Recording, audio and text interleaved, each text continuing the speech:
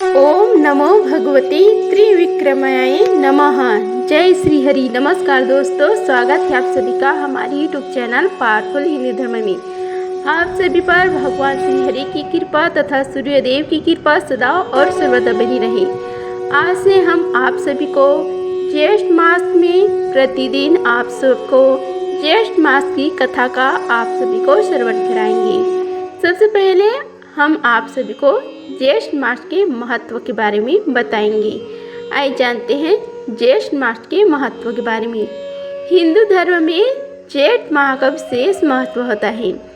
यह महीना वैशाख के बाद आता है और हिंदू पंचांग का दूसरा महीना होता है। ज्येष्ठ मास को आम बोलचाल में जेठ महीना भी कहा जाता है। इसमें गर्मी अपने चरम सीमा पर होती है, इसलिए यह महीना तप, संयम और सेवा का प्रतीक माना जाता है। धार्मिक दृष्टि से इस माह में जल सेवा, व्रत, पूजा और दान पुण्य का विशेष महत्व बताया गया है। खासकर किसी प्यासे को शरबत या ठंडा पानी पिलाना अत्यंत पुण्यकारी माना गया है। ऐसे में आइए जानते हैं ज्येष्ठ मास की महत्व के बारे में। धार्मिक मान्यता के अनुसार बजरंगबली भगवान राम से पहली मुलाकात जेठ माह में पड़ने वाले मंगलवार को हुई थी। इसलिए इस माह में पड़ने वाली सभी मंगलवार को बड़ा मंगल या बूढ़ा मंगल के नाम से जाना जाता है। ऐसे में माना जाता है कि इस माह में हनुमान जी और भगवान श्री राम जी की पूजा अर्चना करने से विशेष लाभ होता है और जीवन में सुख शांति आती है। साथ ही इस दिन दान पुण्य करने से भी बहुत पुण्य मिलता है। कई स्थानों पर इस दिन हनुमान मंदिरों में भंडारे और जल सेवा भी आयोजित की जाती है। आइए अब हम सब मिलकर ज्येष्ठ मास की महात्म्य का श्रवण करते हैं। आइए श्रवण कीजिए कथा अध्याय 1 का। बोलो श्री गणेश भगवान की जय। बोलो श्री हरि भगवान विष्णु की जय। आज से हम प्रतिवर्ष प्रतिदिन ज्येष्ठ मास तक आप सभी को त्रिविक्रम भगवान की कथा का श्रवण कराएंगे। आइए श्रवण कीजिए कथा का। भगवान श्री नारायण मनुष्य में श्रेष्ठ नर, भगवती सरस्वती देवी और पुराणों के कर्ता महर्षि व्यास जी को नमस्कार करके जय पुराणों तथा महाभारत आदि ग्रंथों को उच्चारण करना चाहिए, जिन्होंने बलि से भूमि, स्वर्ग और पाताल इन तीनों लोगों के राज्य को छीनकर इंद्र को दे दिया। उन महामाया वामा रूपधारी और लक्ष्मी को हृदय में धारण करने वाले श्री हरि विष्णु को नमस्कार है। एक बार की बात है कि वाग्मियों में श्रेष्ठ विद्याधर पुलस्त ऋषि अपने आश्रम में बैठे हुए थे। वहाँ नारद जी उनसे वामन पुराण की कथा इस प्रकार पूछी। उन्होंने कहा कि हे ब्राह्मण, महाप्रभावशाली भगवान विष्णु ने कैसे वामन का अवतार ग्रहण किया था, इसे आप मुझे जिज्ञासु को बतलाइए। एक तो मेरी यह शंका है कि दैत्यवर्य प्रहलाद ने विष्णु भक्त होकर भी देवताओं के साथ युद्ध कैसे किया, और ब्राह्मण श्रेष्ठ दूसरी जिज्ञासा यह है कि दक्ष प्रजापति की पुत्री भगवती सती, जो भगवान शंकर की प्रिय पत्नी थी, उन श्रेष्ठ मुख वाली सती ने अपना शरीर त्याग कर पर्वतराज हिमालय के घर में इसलिए जन्म लिया और पुनः वे कल्याणी देव महादेव की पत्नी कैसे बनी। मैं मानता हूँ कि आपको सब कुछ ज्ञान है, अतः आप मेरी इस शंका को दूर कर दें। साथ ही सत्पुरुषों में श्रेष्ठ हे द्विज, तीर्थों तथा दानों की महिमा और विधित व्रतों की अनुष्ठान विधि भी मुझे बताइए। नारद जी की इस प्रकार कहने पर मुनियों में मुख्य तथा वक्तों में श्रेष्ठ तपोधन पुलस्त जी नारद जी से कहने लगे। श्री पुलस्त जी बोले कि हे नारद, आपसे मैं संपूर्ण वामन पुराण की कथा आदि से अंत तक वर्णन करूंगा। हे मुनिश्रेष्ठ, आप मन को स्थिर कर ध्यान से सुनिए।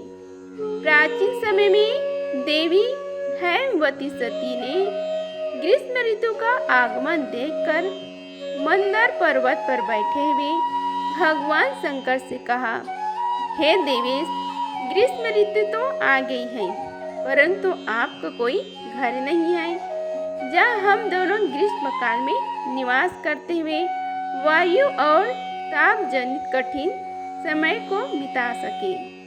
सती के ऐसे कहने पर भगवान शंकर बोले कि हे सुंदरी दांतों वाली सती, मेरा कभी कोई घर नहीं रहा, मैं तो सदा वनों में घूमता रहता हूँ।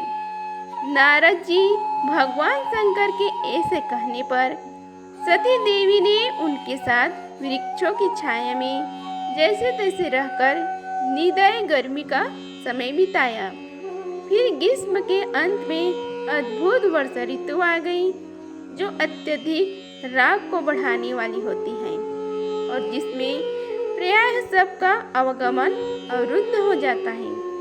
उस समय मेघों से आवृत हो जाने से दिशाएं अंधकारमय हो जाती हैं। उस वर्षा ऋतु को आई देखकर दक्ष पुत्री सती ने प्रेम से महादेव जी से यह वचन कहा, हे महेश्वर, हृदय को विदीर्ण करने वाली वायु वेग से चल रही है। ये मेघ भी गर्जन कर रहे हैं, नीले मेघों में बिजलियां काट रही हैं और मयूरगण केका ध्वनि कर रहे हैं। आकाश से गिरती हुई जलधाराएं नीचे आ रही हैं। बगुले तथा बगुलों की पंक्तियां जलाशय में तैर रही हैं। प्रबल वायु की झोंके खाकर कदम्ब, सरज, अर्जुन तथा केतकी के वृक्ष पुष्पों को गिरा रहे हैं। वृक्षों से फूल झड़ रहे हैं। मेघ का गंभीर गर्जन सुनकर हंस तुरंत जलाशय को छोड़कर चले जा रहे हैं। जिस प्रकार योगी जन अपने सब प्रकार से समृद्ध घर को छोड़ देते हैं, शिव जी वन में मृगों के यूं आनंदित होकर इधर उधर दौड़ लगाकर खेल कूद कर आनंदित हो रहे हैं। और हे देव, देखिए, नील बादलों में विद्युत भली भांति चमक रही है। लगता है जल की वृद्धि को देखकर वीरगण हरे भरे सुपुष्ट नए वृक्षों पर विचरण कर रहे हैं। नदियाँ सहसा उद्दम बड़े वेग से बहने लगी है। हे चंद्रशेखर, ऐसे उत्तेजक समय में यदि असुवृत्ति व्यक्ति के फंदे में आकर स्त्री दुखीशील हो जाती है तो इसमें क्या आश्चर्य है। आकाश नीले बादलों से घिर गया है। इसी प्रकार पुष्पों के द्वारा सरजा, मुकुलों, कलियों के द्वारा नीप, कदम्ब, फूलों के द्वारा विल वृक्ष एवं जल द्वारा नदियाँ और कमल पुष्पों एवं कमल पत्रों से बड़े बड़े सरोवर भी ढक गए हैं। हे शंकर जी, ऐसे दुस्साह, अद्भुत तथा भयंकर दशा में आपसे प्रार्थना करती हूँ कि इस महान तथा उत्तम पर्वत पर गृह निर्माण कीजिए। हे शंभो, जिसे मैं सर्वथा निश्चित हो जाऊं। कानों को प्रिय लगने वाली सती के इन वचनों को सुनकर तीन नयन वाले भगवान शंकर जी बोले कि हे प्रिया, घर बनाने के लिए और उसकी साज सज्जा के लिए मेरे पास धन नहीं है। मैं व्याघ्र के चर्म मात्र से अपना शरीर ढकता हूँ। हे सुबह, सूत्रों के अभाव में सर्पराजी मेरा उपवीत जनेऊ बना है। पद्य और पिंगल नाम के दो सर्प मेरे दोनों कानों में कुंडल का काम करते हैं। कंबल और धनंजय नाम के ये दो सर्प मेरे दोनों बाहों के बाजूबंद है।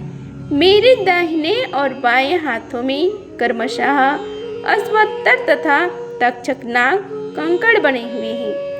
इसी प्रकार मेरी कमर में नीलजन के वर्ण वाला नील नाम का सर्प अवस्थित होकर सुशोभित हो रहे हैं। श्री पुलस्त्य जी बोले कि महादेव जी से इस प्रकार कठोर तथा ओजस्वी एवं सत्य होने पर भी असत्य प्रतीत हो रहे हैं।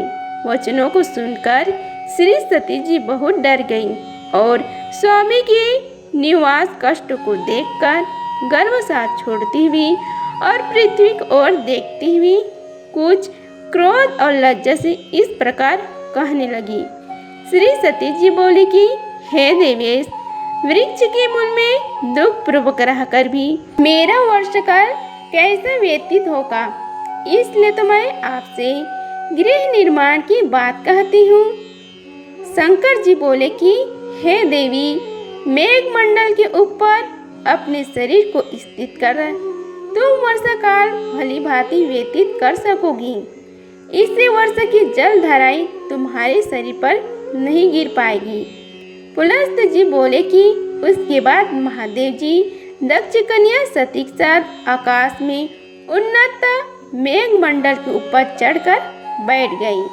तभी से स्वर्ग में उन महादेव जी का नाम जीमूत केतु या जीमूत वाहन विख्यात हो गया। इस प्रकार ज्येष्ठ मास में कथा अध्याय पहला का समाप्त हुआ। बोलो श्री हरि भगवान विष्णु की जय, त्रिविक्रम भगवान की जय।